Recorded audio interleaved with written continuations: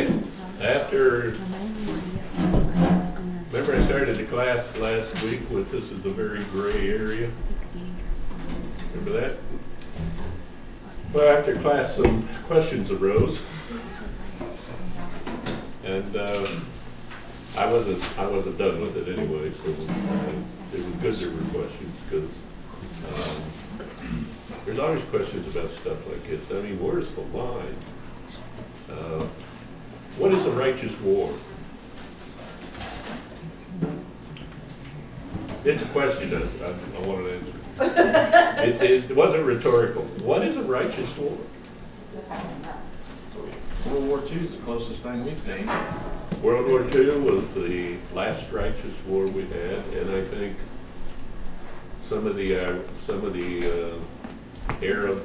stuff, Iraq, Kuwait, some of that. I don't think we had any business in Afghanistan. I think that was an extension that wasn't necessary and didn't need to happen, and we haven't accomplished anything. And nobody has ever gone into Afghanistan and not done anything but lose. It's an impossible situation to wage war in. Huge tunnels that go hundreds and hundreds of feet into the ground. You can't get to them. You can't bomb them. You can't do anything to them. But I do think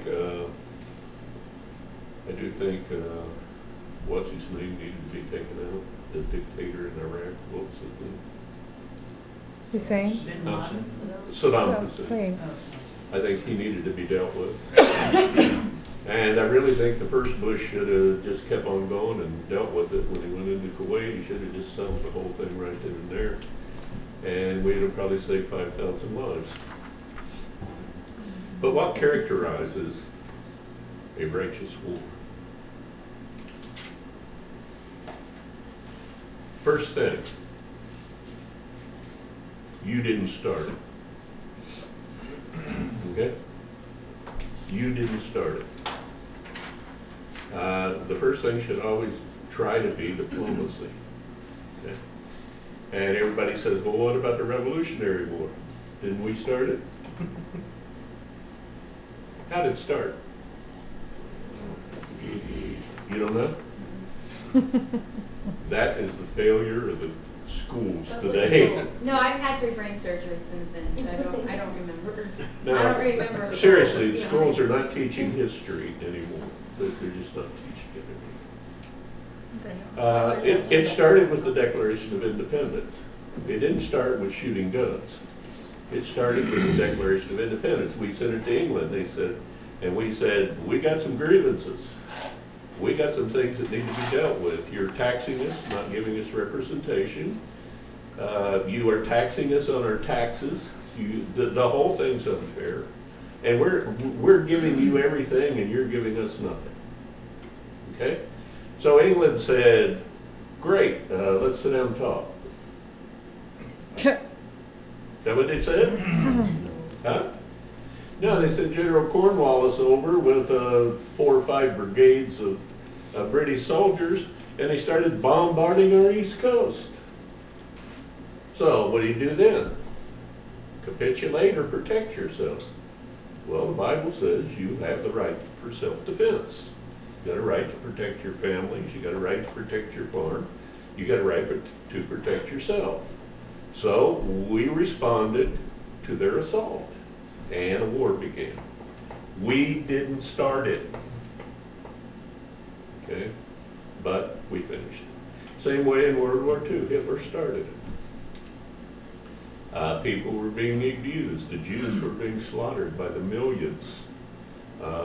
Everything about it was, everything he did was way beyond what he said he was trying to do. And the morality of it got so terrible that it had to be dealt with. How do we know we were right in World War II? Looking back on it, in retrospect, how do we know we were right?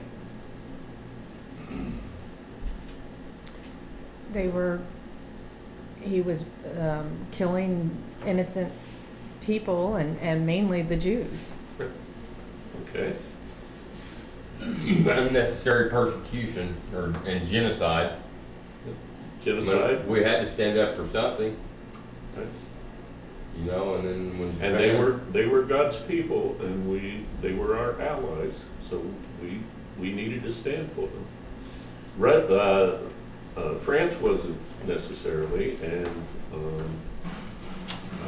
England was, but France wasn't necessary, neither was Italy. But the Jews were, and the Jews were the ones that were getting slaughtered. Okay. And if you look at it from a historical perspective, we did everything wrong. If you go back and read about that, how many of you read about World War II and the Civil War? I've read a lot about I've been it. out of school. You know, most of the time when you're in war school, in the military, and they're teaching you how to wage war, they use World War II to explain to you how not to do it. Because there was time after time after time again, we should have been, the Normandy invasion was a disgrace, and we pulled it off. We pulled it off time after time after time after time. And you can only be lucky so much. The bottom line is, God watched over us and brought us through it. Because our leadership and our preparedness said we were going to get stomped to the ground, and we should have. well, more than half the time we had our pants around our ankles, if you start reading history. We were doing basic training on the decks of the ships between Here New in the York combat and the English coastline.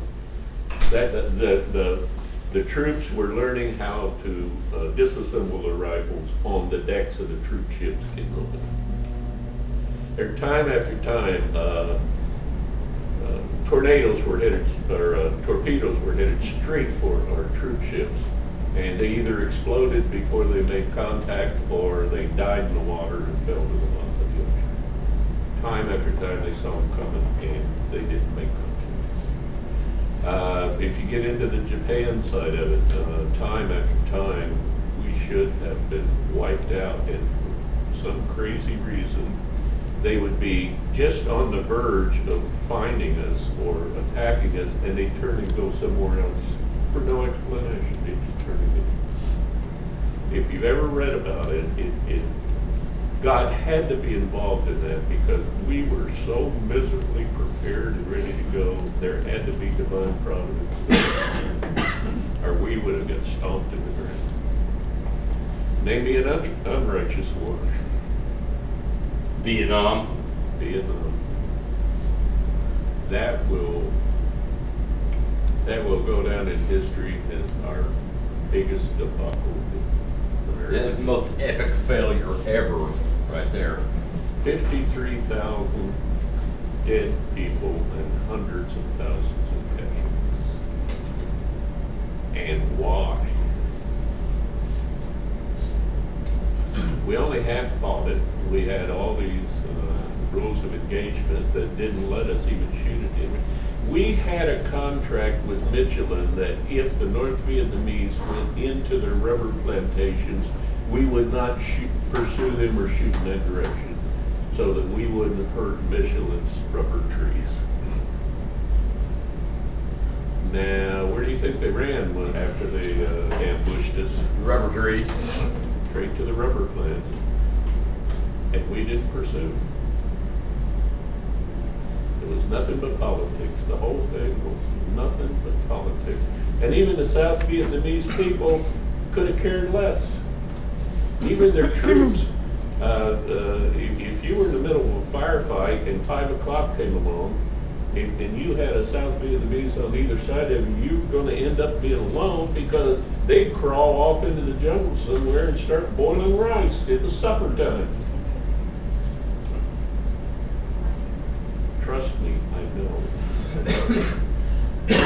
They didn't even care. We were only over there because of the government. After Korea, there was this huge unemployment thing. and they had to do something with the youth of America, so they took over the war from France and shipped us out of the country so the unemployment would be solved.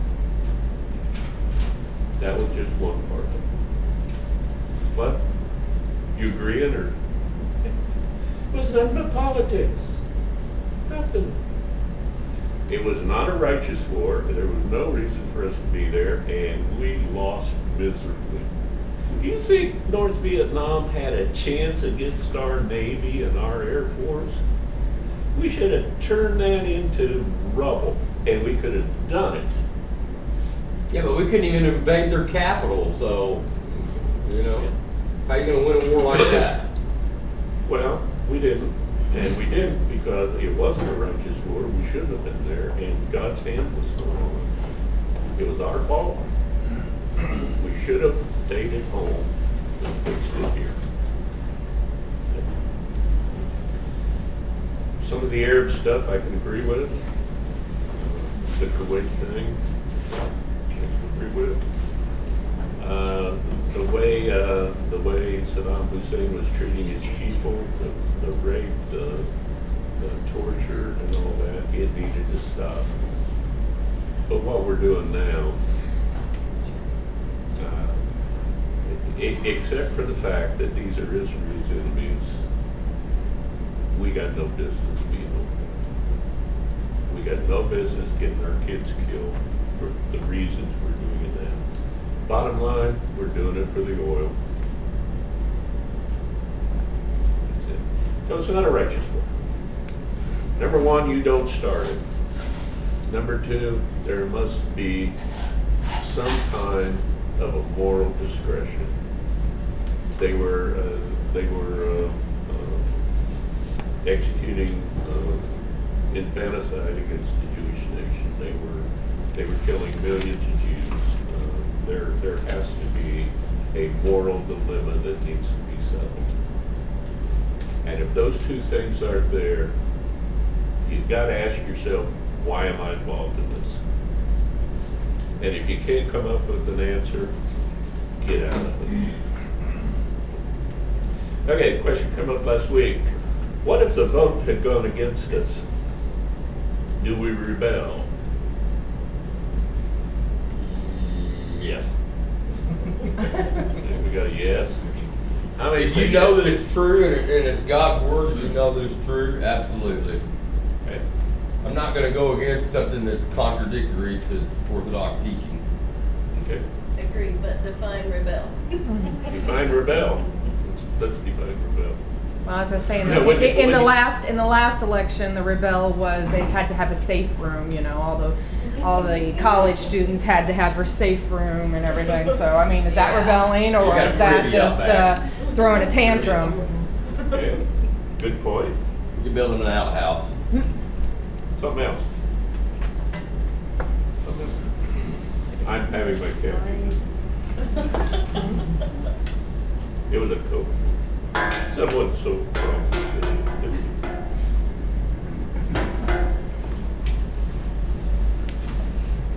Okay. Is rebellion taking a stand? Is that rebellion? Rebellion is an attempt to overthrow. Yes, that's good. Rebellion typically is defined as an attempt to overthrow. Like Pancho Villa went in and overthrew the Mexican government. Okay, what was the result? Oh, he had all the banditos after him. Had that. But what was the result to Mexico? Chaos. He wins and everything gets better, right? Chaos. Well, the people like him more than they do the government. Say what? The people liked Pancho Villa more than they did their own government. They trusted him more than they did their own government. How did it turn out? Well, Chaos. Chaos, total chaos. Total chaos. Do you think Mexico, now, the people that he overthrew probably needed to be overthrown, but did Not he in that do it way. for the right reasons? That were you know, if you do it for the right reason and God's in charge of it, at the end of it, you see some improvement. You see that there was some righteousness to it. So how did it turn out in Mexico? How about Cuba? How'd that turn out? Why do you think everybody in Cuba is trying to swim 90 miles to get to Florida? Because we had a rebellion, and the end result was the situation got worse. How about Russia? They overthrew the czars. And the czars were a bunch of Arab aristocrats who cared more about themselves than they did the common people. But did communism improve Russia? No, how did it end? I don't know. How did it end? It all fell. It all fell apart, and they gave the Balkans back. And I said when they did it, I looked at my wife and I said, they're just 24 hours and 1,000 tanks away from taking them back anytime they want to. And now they're doing it. And I was right. Don't tell my wife I was right. She won't agree with you. And she won't even remember it because she wasn't listening. But I was right. I was right. I hope she doesn't watch these. You know? For your sake, I hope she doesn't watch these. Say again? I said, for your sake, I hope she doesn't watch these. Oh, tell her where the website is. I don't say anything about her to you that I haven't already said to her. I told her 3 or 4 times I was right about that. She don't remember. So, but anyway, now they're taking them back. And what did they do? They said, well, we can't feed them. They're draining money off of us. So let's just give them back to the Allies. They'll fix it up and they'll make it better and they'll feed them. And they'll fix the factories and whatever. And we did. And now, what's he doing? He's taking them back. So the rebellion never really works. There's no good situations where you can say rebellion has ever worked. Now, taking a stand, that's another story. That's another story. It depends on how you define rebellion. Rebellion, it usually ends up in a takeover, and that generally doesn't work. You know,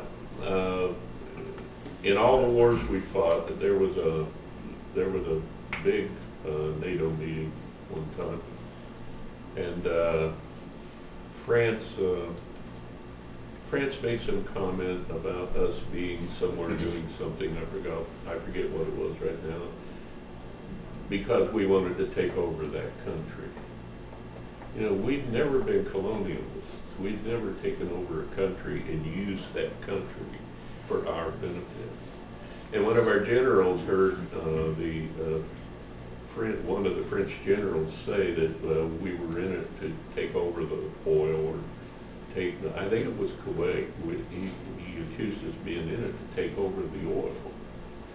And the general walked up to him and he looked at him in front of everybody, every dignitary in there, and he said, "Sir, America has never ever fought a war and expected any land as a result of it, except for whatever was necessary to bury our dead. Do you want us to take our caskets from Normandy?" And the room was so quiet you could have heard it from the top. And he was right. He was right. France and Spain and England, on the other hand, have gone all kinds of places and conquered all kinds of people just so they could have a colony to feed revenue back to their country. We have never done that. I don't think the present situation in Washington's going to guarantee that we will never do it, but bottom line is we've never done it. So, what happened if the vote had went against us? What would have been the proper response scripturally?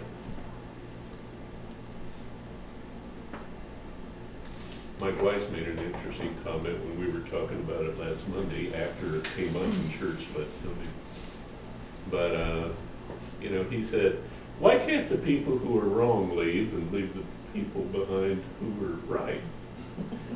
Why do the people who are right always have to be the one to leave? Yeah, it turned out this time that may be the case. The conservatives won the vote, and now the progressives have to decide whether they're going to live with us or go do their own thing somewhere. But it's generally the case, that people who are right usually pack their bags and leave. Why? They're chased out. Chased out. Some of them are chased out, you know, they're right, and then you get more of the other, you know, others, and, you know, the ones that are right are usually shunned and chased out. Okay, they're ran off.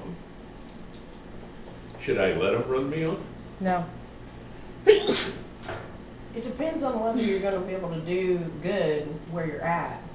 Okay, Because if you're in a group of wolves and you're the only sheep, okay. What did Jesus say? Hang on to that. Hang on to that. You're right. I'm not gonna Wipe fix the it dust for you. off You're your right. sandals, wasn't it? I'm going to support you. What did Jesus say when you go into a town and you tell them the truth and they reject you? Wipe the dust, shake the dust off your sandals, right? Shake the Don't dust look off back. your sandals and leave in peace. And so even though it's not right, and even though we have the right to take a stand, and at some point, and for a while we should, we ought to stand up for what's right, but at some point we have to say, let there be peace, and go do our thing somewhere else. Look at the history of America. Why did most of the people end up in America? Because they were being persecuted in their own country, and they didn't have a chance of fixing it. So they didn't run, they just left in peace and started their own thing in a new land. And I don't like that. You know, I'm one that wants to plant my feet and say, no, you're wrong and I'm not getting out of here until you admit it. You know, that's me. But that's not God. It may have been that we may have been expected for a while to try and fix it, and if we couldn't, then we leave in peace and we worship somewhere else in the way that we feel God has picked us to worship. We took a stand. We stated our case. We upheld the debate, and we won this time. It's coming up next year again, and the year after, and the year after. And do you know what will cause it to fail? Giving up. Giving in. Giving in, and on what? You're right, I agree. We're going to give in on something, and I already know what it is, and 3 or 4 years from now, Same-sex marriage. I want you to remember what I'm about to say. And remind my wife I'm right. What's it going to be that we're going to give it? What is the argument going to be? So we need to choose free will, our free will. So, No. no? that God is love and He loves everyone and we have to. Well, that's their plea. But that's not what's going to run us off. What's going to cause it to fail? Government sanctions on accepting The this, or government you're is gonna going be to pull persecuted. our tax status, and we are going to lose our tax status because they will characterize us as a hate organization against, and because of the money, we're going to cave. Not we, not me, not probably anybody in this room, but the higher ups in the Methodist Church are going to see millions and millions of dollars in loss. And because money, the love of money pretty much rules everything evil, they are going to cave, and they're going to give in.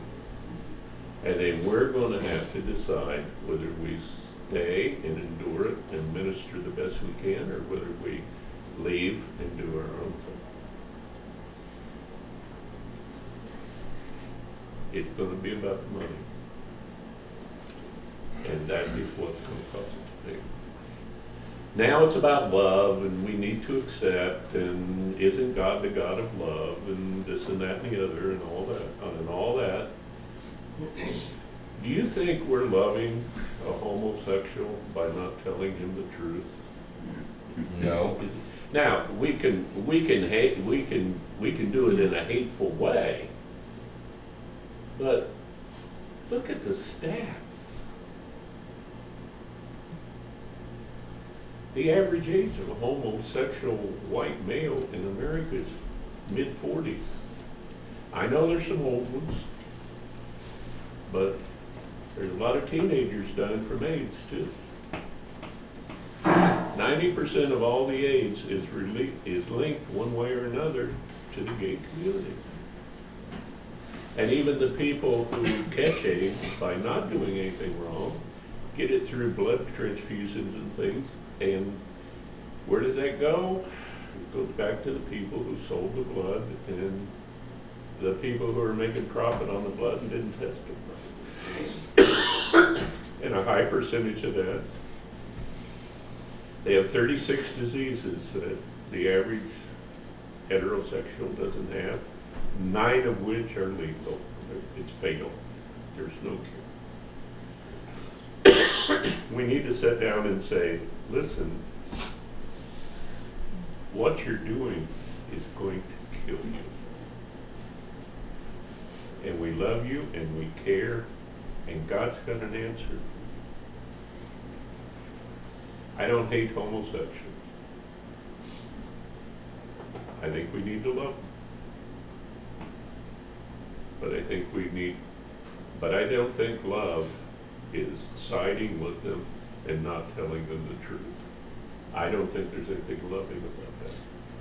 And there are places that deal only with that problem, and they have a high success rate. Because they sit down and lovingly explain to them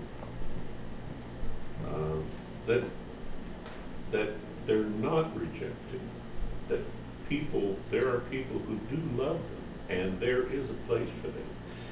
If you go back and read the records of psychiatrists who have dealt with this situation, most of the time they're rejected because of something or other in their situation. They're rejected and they feel abandoned, and then somebody offers to love them. And it turns out bad. But most of them are there because they've been rejected by the straight people. Do you know how India became Hindu? Yeah, because Gandhi was turned away by everybody else. Nobody would explain the reasons why. Exactly right. Gandhi was turned away by 4 churches in India that were ran by, they were the Church of England. India was a colony of England, and they had established English churches, and Gandhi went to 4 different churches trying to find out what the truth was.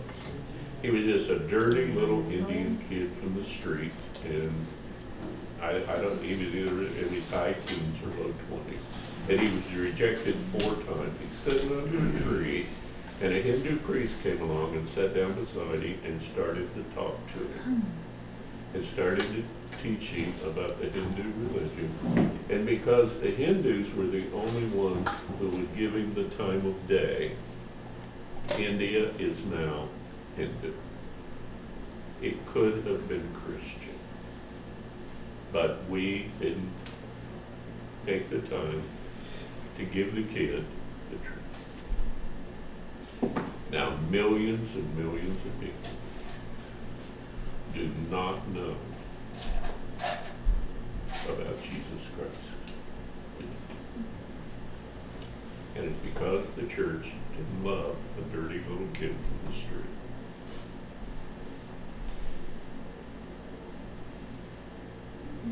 Isn't this a really sad, depressing subject? We'll do better next week.